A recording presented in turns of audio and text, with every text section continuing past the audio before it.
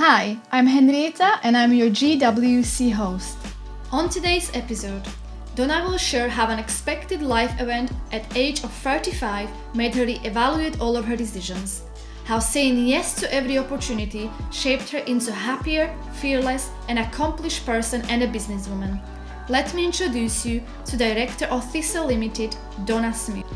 Thank you, Donna, for accepting the invite, and I'm so glad to have you on and talking about your business consultancy venture. But before we will dive into your business and try to find out a little bit more about that, I would like to know a little bit about your background, where you came from and where you spent your sort of early years. Yeah, so I was brought up in the Highlands, although I did have a short stay in Dubai actually for a few years when I was a kid, but we always had the house in the Highlands, and then came back here to finish school. And then when I was 18, I wanted to go to university, which meant to head south to Edinburgh. And yeah, at age 18, I couldn't wait to run away from the Highlands. I thought that there was nothing here, and I couldn't wait to go to the sort of bright lights in the big city. So I sort of lived in Edinburgh for a few years then, and then I actually went further south to Worcester for 5 years, and then eventually started making my way back north. So I came back to Edinburgh, but then when I had my own children and things like that, I think my perspective changed quite a lot. And I sort of recognised that actually the Highlands had a lot more to offer, I think, than I realised when I was a teenager. Yeah. So we moved back with the family 10 years ago. And I haven't regretted it for a single second since then. That's brilliant.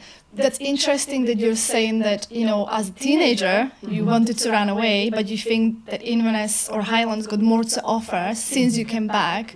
Obviously, you already had your children, you're established, you've got family.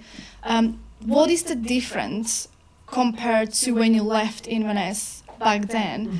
But what I would like to know is, what is the difference do you feel for a teenager now living in Highlands?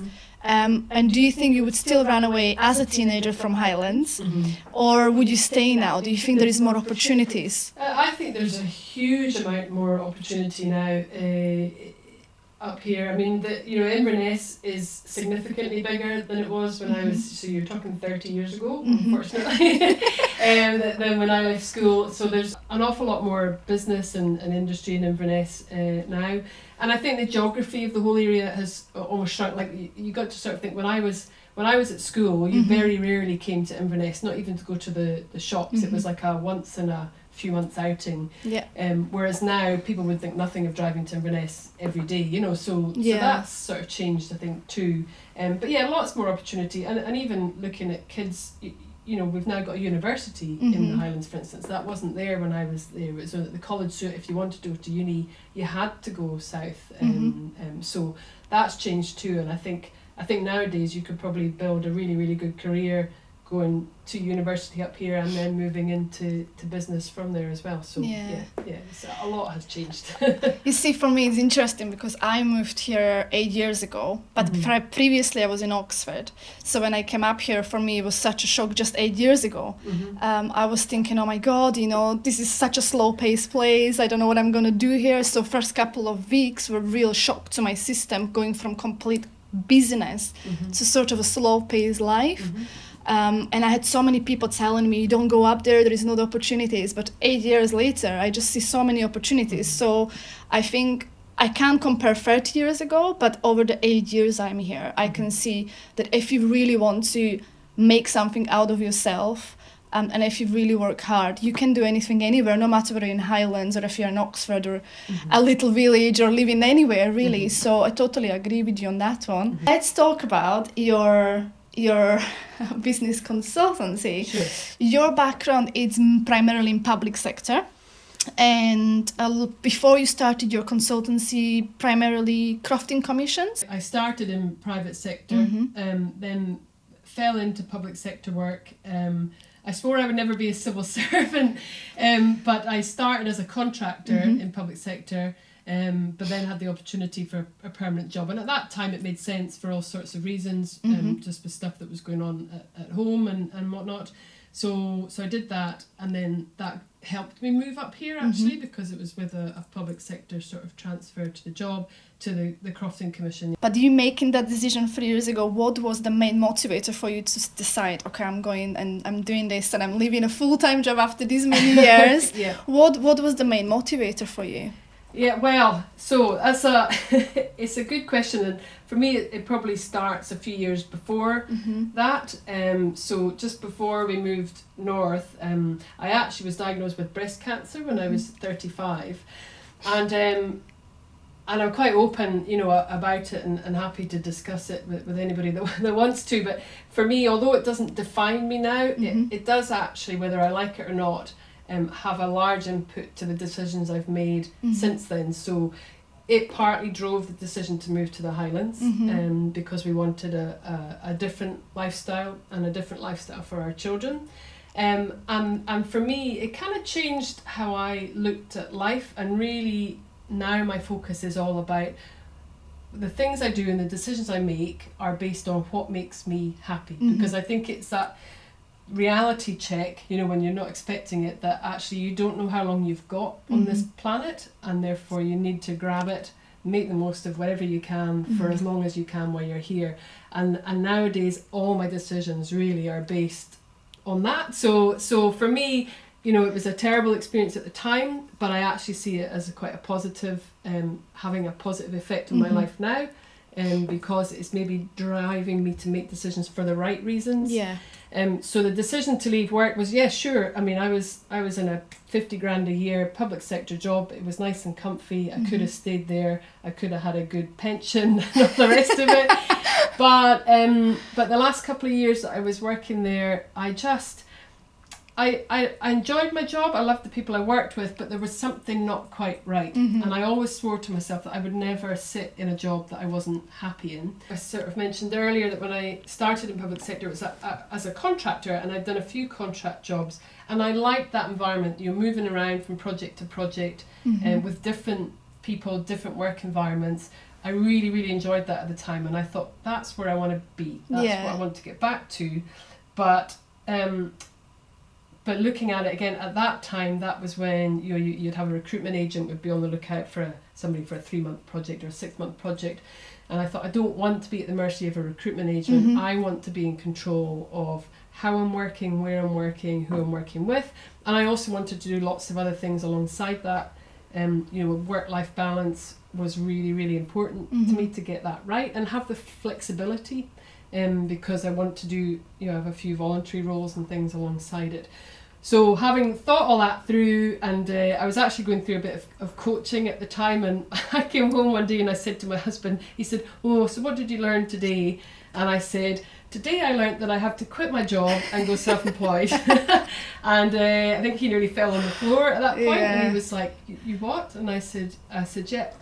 And I said, "Now that I have said that out loud, I absolutely believe that that's the right move for me just now." So, but I think there will be probably more people thinking that you're a little mad, not just your husband at the time. I think a lot of people thought I was a bit mad. Yeah, because at the time you think, like you said, you have this comfortable, well-paid job, and then you just decide, no, I'm quitting. I'm gonna do. I totally understand that what you're saying. You figured something was missing, and the part of the job that you used to be doing was the part that you really enjoyed, and then you missed. But going as far as quitting the job and going self-employed, I don't know if that's what people would usually do. But you had a great driving factor. Obviously, the story with your breast cancer, it is hard. And I think lots of people, to be completely honest, make the decision when they are going through struggle. I don't think many happy people will just go and leave their job and decide they want to be happier, because sometimes you just, you are doing everyday job, you're happy, you're content, and once the struggle comes is when you start, asking yourself questions. And I think pandemic is one of the great example where loads of people just went, okay, I'm not happy, let's look at our life, or let's look at my life and what makes me happy, because right now, this is not an easy period to be in, being in pandemic. So I think you went through that a year before the pandemic, you were asking those questions yourself. And what I would like to know, what was the thought process? What was the preparation to set up your own business? Because I think, this is not like you just finish. People always thinking about how I'm going to fund my idea, where I'm going to find the money, how I'm going to start. I'm going to first build a website and get my brand out there, or what was the strategy for you? Winging it? No. But I'm joking, but I'm not. I mean, it was largely winging it. So I sort of said it out loud. And like I say, that was really, and literally I went to work, so that was on the Sunday. By the Wednesday of that week I'd handed in my notice. I mean, it was like that. Yeah. But I had to work a 3-month notice. So what I did then was use those 3 months as wisely as I could, based on what I knew at the time. So I realised, for instance, that having worked in public sector ever since I had moved back north, I didn't have a business network. I mean, I knew nobody really in Inverness other than people in the public sector. So I recognised that I had to get networking, get speaking to people, start to understand. The idea that I had was that there was probably a gap in the market for what I could offer to SME businesses, but I just wanted to start talking to people about it. So I just started networking like crazy as much as I could. I mean, I was fortunate in that my job allowed me to work flexi time, so I could kind of work some extra hours and then take some time off to go to a networking event or whatever. So I did a lot of that for those 3 months, and I kind of so I handed in my notice just before Christmas, and use Christmas and New Year to come up with the company name, come up with the logo, get a website sorted and everything. And I swore to myself that by the time I got to my first networking meeting, I would have business cards to hand out. And that's what I did. So that's how I spent my kind of Christmas break. But I had I'll be totally honest, I had no money behind me other than, we were just living as you do month to month. So it was a huge gamble. But I really believed in what I was trying to do. Yeah. And I think we had that whole conversation too about that, what's the worst that could happen here? And the worst that could happen, we came to the conclusion, was that I might have to move back in with my parents, But we kind of recognised, I think, myself and my husband, that was unlikely. And there were other fallback options. I could have gone to a recruitment agent and I could have picked up some contract work or whatever, So I was willing to take that risk, and thankfully my husband was very willing to support me in taking that risk.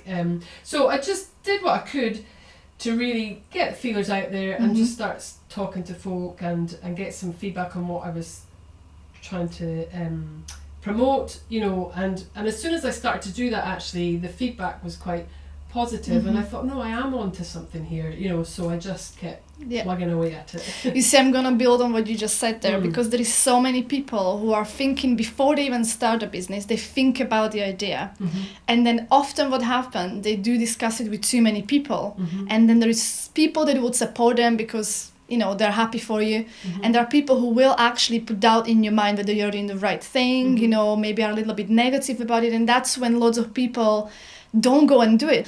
Did you have anyone that were maybe negative, or did you have anyone who were telling you it's not a good idea or doubting what you were going to do? Did you discuss it with anyone before you actually started?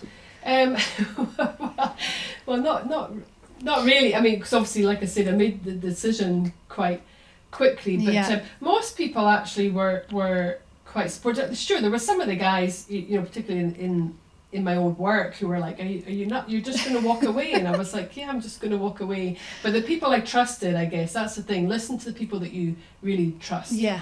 And have confidence in what you've thought through. And I remember my dad sort of sitting me down, I went to see my parents for the first time, having made that decision. And my dad was like, right, now come and sit down. And my mum was like, oh no, you're in trouble now. And my dad said, no, she's not in trouble. I thought, here I am, I'm like a grown woman in my mid-40s, and my father's still sitting me down saying, what are you doing? But he didn't do that. He just said, I know you'll have thought it through. I just want to hear you talk me through it, what you've considered, and what, and whatever else. And because he had run his own business himself years before, and so he was just, I guess, doing that sense check for me, and actually looking, I imagine, to see whether there was anywhere that he could give me some advice. So we talked it through, and he was like, and then he said to my mum, yeah, there you go, see, she's got it all sorted. So no, most people for me were very positive, but I do think you've got to trust your instinct. And actually, I guess what my dad took me through was a good thing in terms of just almost walking you through that process of, have you thought about this? What have you thought about that? You know, almost being logic and analytical, just so you are going just maybe things you might have not thought about. He maybe question and give you a little bit of thing. No, that's brilliant. I love that. I love that, you know, your dad was actually support system, but, you know, almost play the devil in the same time, you know. But no, and you're not regretting the decision. Obviously now you're running the consultancy 2.5 years. If you can give me description of what kind of value your consultancy or yourself can bring to any business. So for me, it's about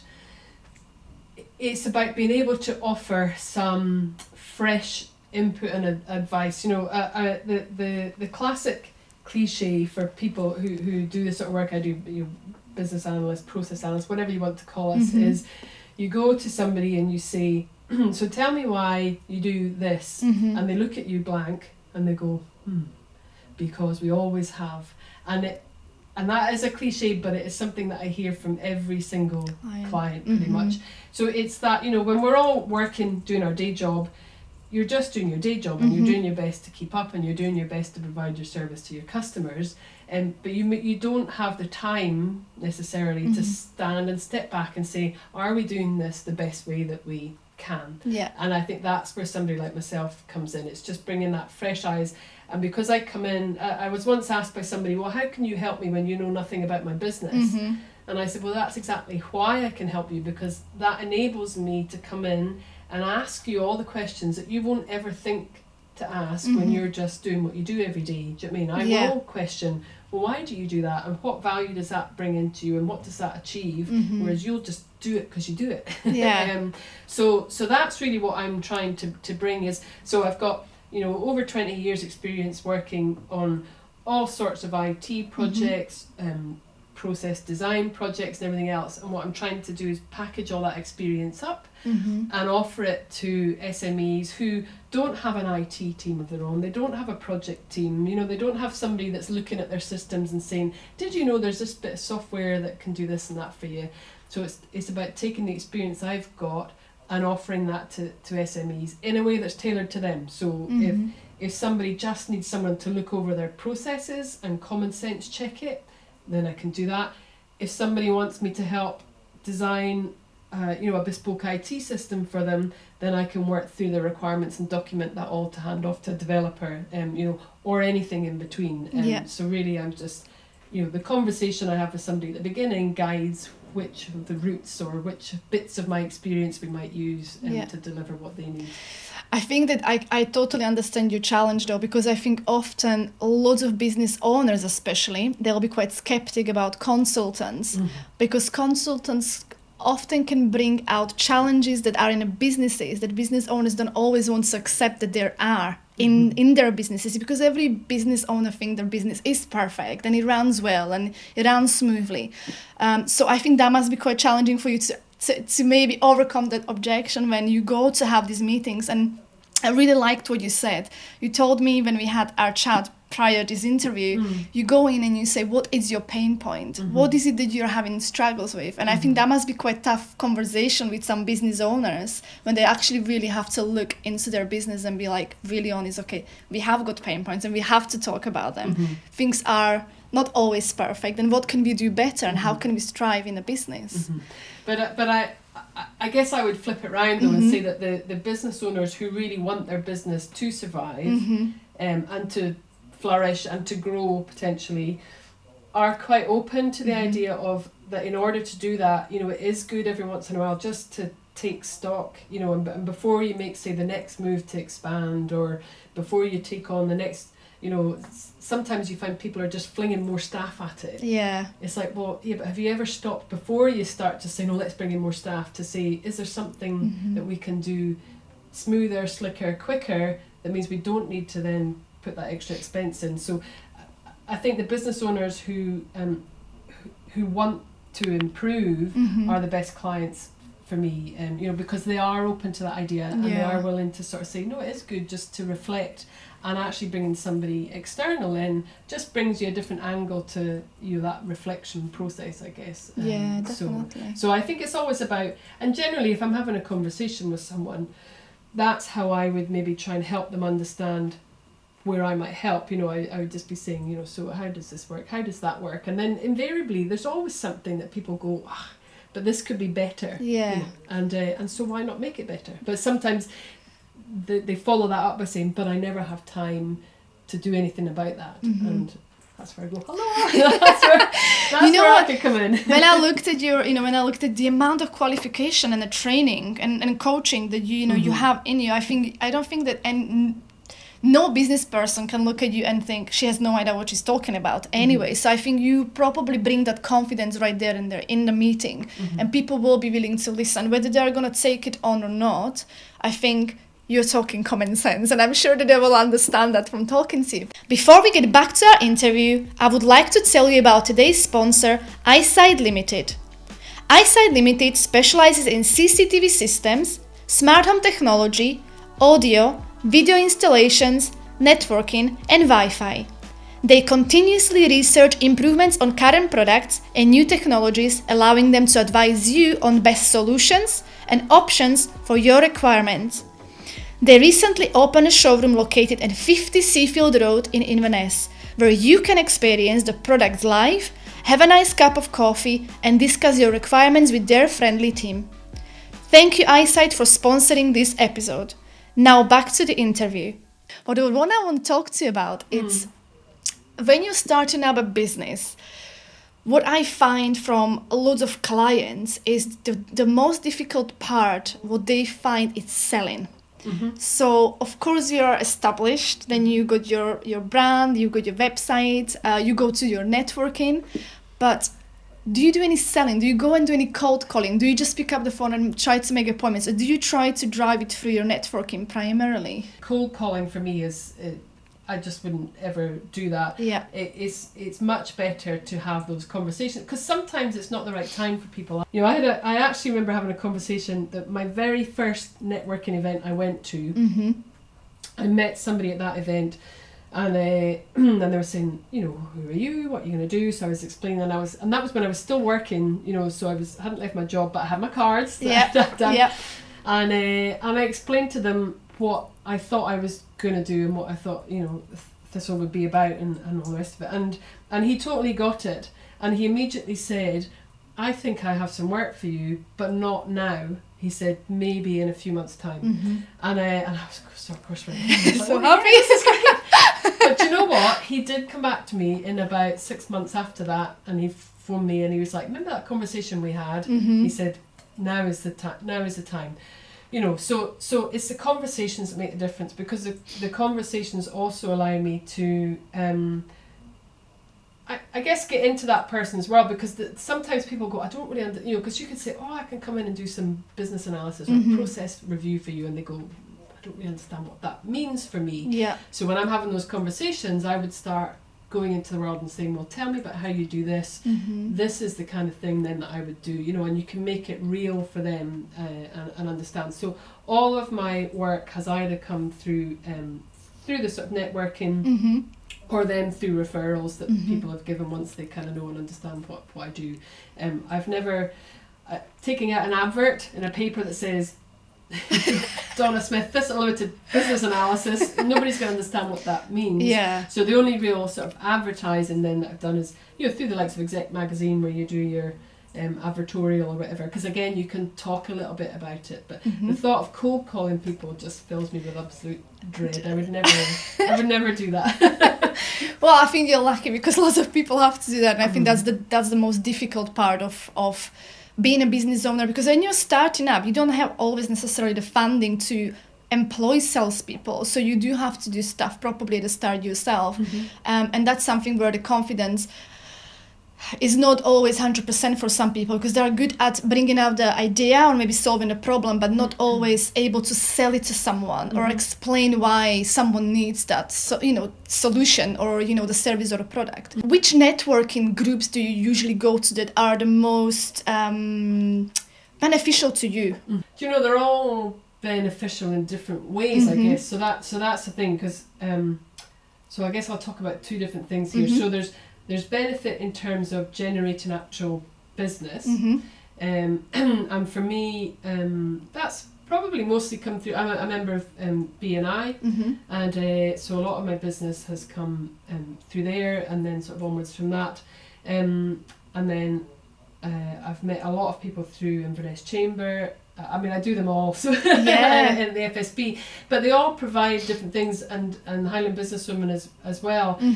But beyond the actual generating business, I think when you're someone like me who's starting business on your own, actually, you shouldn't dismiss the value in those networking sort of groups in terms of actually just support. So, you know, being able to go to something like an FSB meeting or BNI or wherever it be, and sit round a table with lots of other people who have lots of other skills, who have maybe been in your position, and just being able to say, actually, I'm a bit stuck with this, or what did you do for that? There's huge power in that as well. So networking is not everyone's cup of tea. I find it really difficult to start with. Do you? Yeah, you know, because believe it or not, you're so talkative and so nice and just so positive always and happy. quite shy, and I've just had to get over that. But so the thought of walking into a room where I know nobody, I actually found very, very difficult to start with. But you soon make connections, and there's an awful lot of support out there. I would say, particularly I think in the Highlands, for business owners, small business owners, you know, we're all quite good at sharing. And actually that's hugely beneficial in itself. So, definitely. I think this is why I've started the GWC, because I feel that loads of businesses are going through the same struggles, and not everybody goes to networking. So I wanted this to be a platform where people will share their experience, their knowledge, their resources, you know, and I think it will really help even 1 to 2 people who are currently starting a business, and they will listen to you and think, oh, I almost made that mistake, but I've heard Donna saying how she did it, and now I can prevent making that mistake. So I think networking is definitely a great way to speak to people about, obviously, business, try to help each other, refer each other, but also, you know, I think bring your spirits up a little bit, because not every day you're having a good day. And I think loads of self-employed people, they're on their own. Every day is not a happy day. You need sometimes having a soundbar. So doing the networking, I think, lifts your spirit up a little bit. Definitely. Let's talk about the pandemic. Obviously, you have started your business about a year before the pandemic kicked in. How did you find it through the pandemic? Because that was challenging times for big businesses. So I assume it will be really challenging for self-employed people as well. Yeah. Nobody could have seen that one coming. So the end of March 2020 was literally the end of my first year. I started on the 1st of April 2019. So I had a birthday bash planned where I was going to invite all my clients from the first year to come and celebrate, and of course then overnight everything just kind of changed, and actually it meant that my work just stopped. So you know, by the end of my first year I'd got to a really good place. I was delighted with how year 1 had gone, and I'd got to the point where I had sort of a couple of longer term projects on the go, and a bit of sort of short term projects on the side. And literally overnight, everything just stopped. And all my clients went, we have to stop, because they all had to go into self-preservation mode and figure out how on earth they were going to get through the pandemic. So the first 3 months, April, May, June of last year, I had no income at all. It just stopped overnight.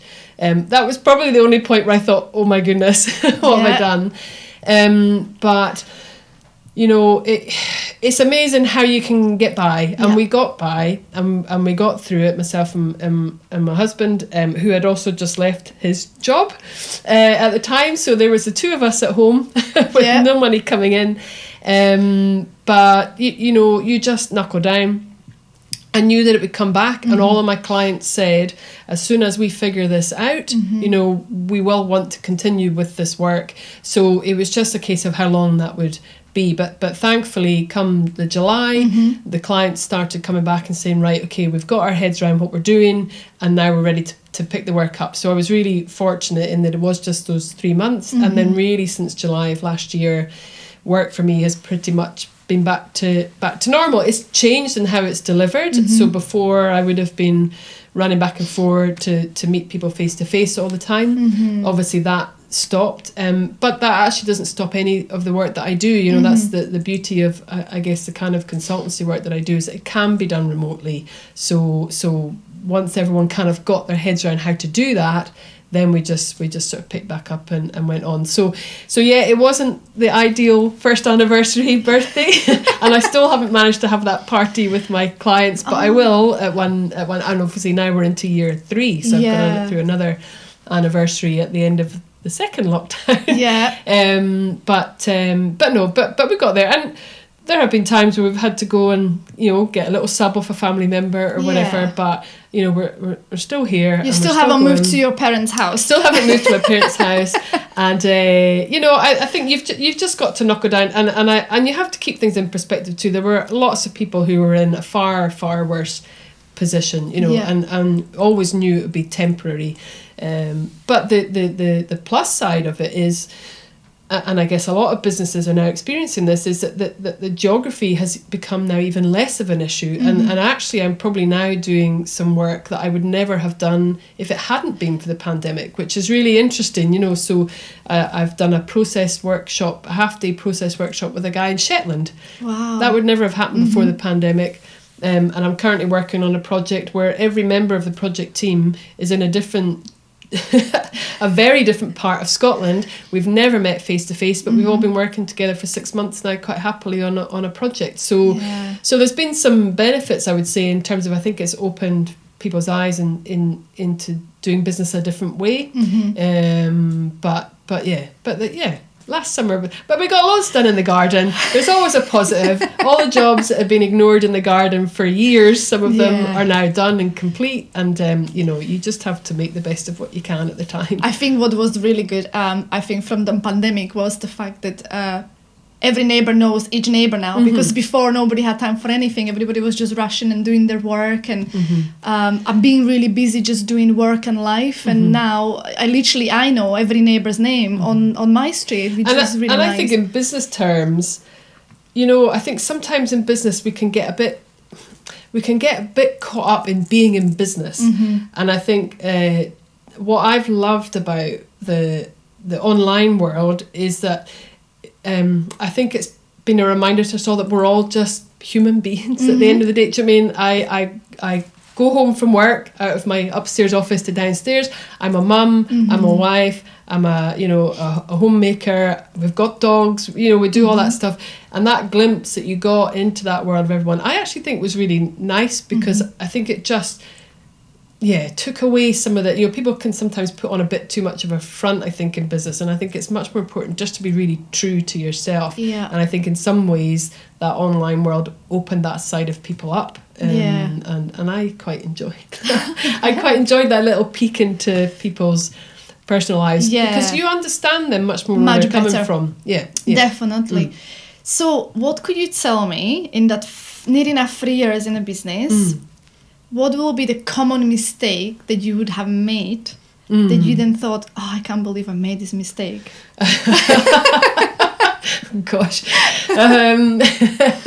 So, yeah, that's an interesting one. I think a common mistake that people make is trying to be the expert at everything, and it's a difficult one, that to balance, because when you start off on your own, you don't have money to pay necessarily other people to do things for you, so you try to be your accountant, your sales manager, you know, whatever, your HR person. You're trying to do all of these things yourself, and that's really difficult, and sometimes that can end up detracting you away from what you went into business for. So I think my bit of learning there is, you know, engage people as soon as you can. It's a difficult one, because it's like, when am I going to have enough money to do this? But even if it's just to get people to do little jobs for you, you know, a little bit of help with advertising, a little bit of help with branding, or a little bit of, you know, social media support or something, just to even give yourself a boost once in a while,